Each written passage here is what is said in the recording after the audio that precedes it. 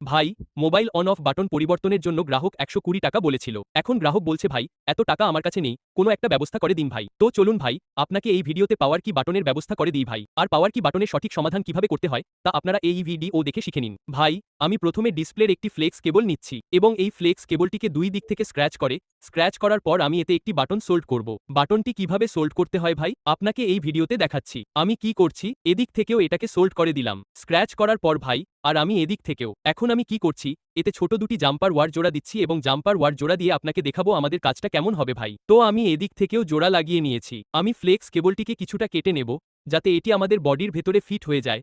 তাই এদিক থেকেও কাটছি আর ভাই চারপাশ থেকে কেটে ছোট করে নেব। দেখুন ঠিক আছে, কিছু এইরকম হয়েছে ভাই। এখন কি করছি, এখানে ইউভি মাস্ক লাগিয়ে আমি ইউভি লাইট দিয়ে শুকিয়ে নেব, যাতে তারগুলো টাচ না হয়, শর্ট না হয়, যার ফলে আমাদের পাওয়ার বাটনটি নিজে নিজে কাজ না করে। তো দেখুন, কিছু এইরকম হয়েছে ভাই। এখন পালা ফোনটির ভেতর ফিট করার।